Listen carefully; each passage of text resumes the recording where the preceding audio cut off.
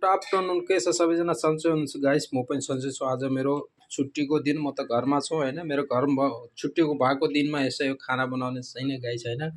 यो चाहिँ मसित भटमास थियो हैन, नेपालबाट आएको भटमास थियो। त्यो चाहिँ मैले यसमा फ्राई गरेर इच्छा मिक्सरमा पिनेर चाहिँ आज भट्टे भात भन्छ नि हाम्रो गाउँघरको, भट्टे भात बनाउँदैछौँ हैन। खिचडी बनाउँदैछौँ है गाइस है।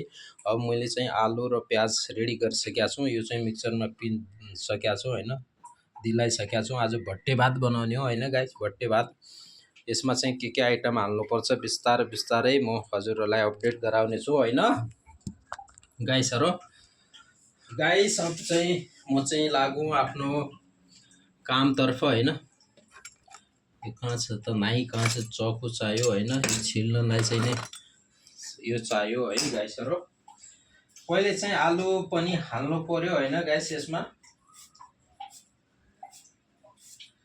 यसरी आलुलाई पनि छेलिहालौँ है। आलु छेलेर हैन गाइस, आलुलाई गाइस मेरो चाहिँ आइटम चाहिँ रेडी भइसक्यो हेर्नु होला है। आइटम चाहिँ रेडी भइसकेको छ।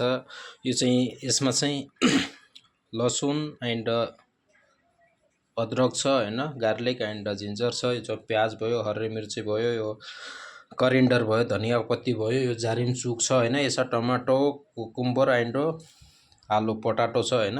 यो तीनवटा मिक्स छ। यसमा चाहिँ भटमास मैले मिक्सरमा पिन्या छु हैन। यो चाहिँ पेस्ट छ हैन खिचडीको लागि। यो चाहिँ घिउ छ है। चट्ट परेकाले यो चाहिँ राइस छ, मैले राइस यति मात्र हालेको छु हैन। चट्ट अब यसमा फ्राई गरेर हैन गाइस। यो चाहिँ आज भटमासको खिचडी है। हाम्रो गाउँघरतिर पहाडमा भट्टी खिचडी भन्छन् हैन। यहाँ सब्जी हालेर बनाएको है गाइसहरु। हेर्दै गर्नु होला भिडियो लास्टसम्म कस्तो हुन्छ आज मेरो खिचडी है गाइस। गाइस सब चाहिँ मैले फ्राईको लागि रेडी गरिसकेको छु हैन। अलिकति यसमा चाहिँ मर्चा हाल्नु पर्यो हैन, यो ल्वाङका दानाहरु हाल्नु पर्यो। त्यसैमा अलि सर्सी हाल्नु पर्यो हैन।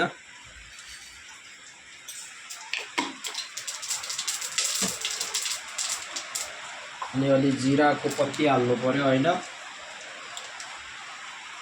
अनि अलि यसमा पेस्ट हाल्नु पर्यो है गाइस। फर्स्ट चाहिँ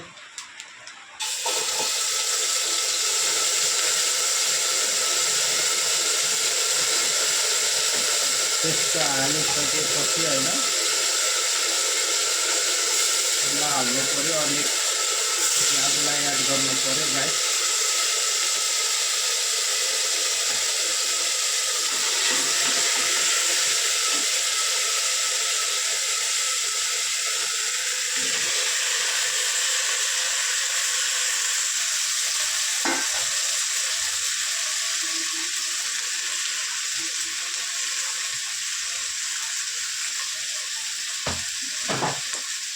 अब मैले सबै भेजिटेबलहरु फ्राई गर्दैछु हैन।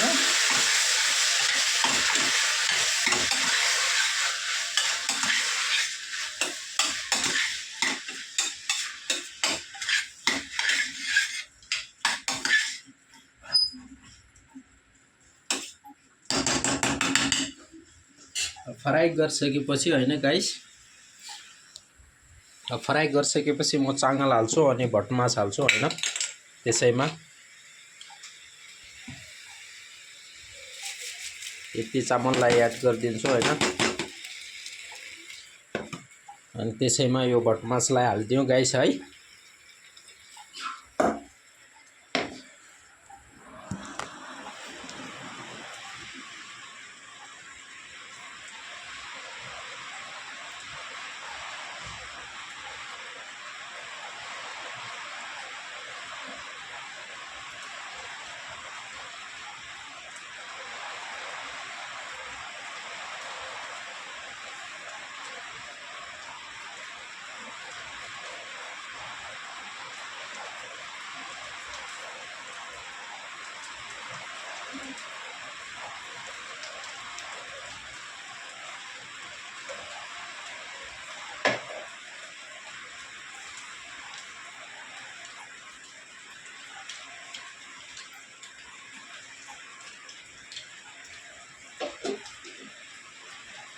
अब अलिकति यसलाई फ्राई गर्नु पर्यो हैन गाइस।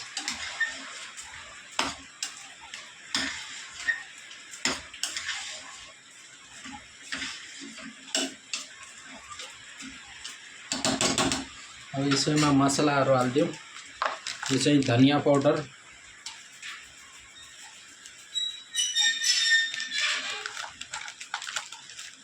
यो चाहिँ गरम मसला,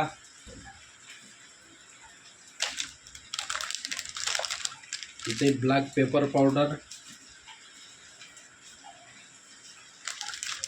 यो चाहिँ जीरा पाउडर,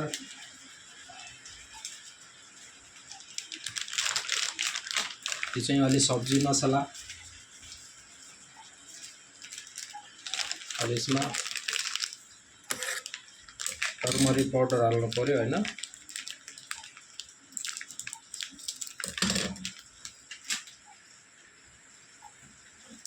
मसलाहरु सबै याद भइसक्यो गाइस है। साल्ट पनि आफ्नो टेस्टी अनुसारको साल्ट पनि याद गर्नु पर्यो।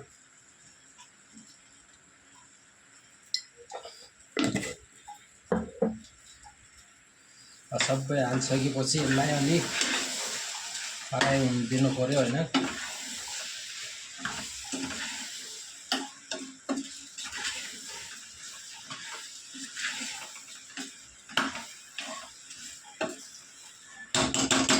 फ्राई भएपछि यसैमा अलि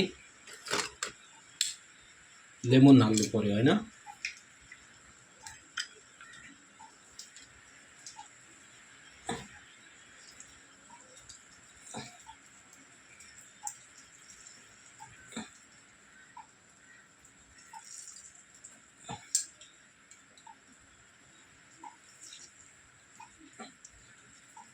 लेमनलाई हालिसकेको छु हैन गाइस। लेमनलाई हालिसकेपछि यस्तो कलर आइसकेको छ हैन। अब यसलाई चाहिँ सिटी लागुन्जेसम्म राख्नु पर्यो हैन। गाइस देखिए मेरा सीटी चाहिँ लग गया। अब 2 सेकंड में चाहिँ मेरा खिचड़ी चाहिँ फुल पक जाएगा।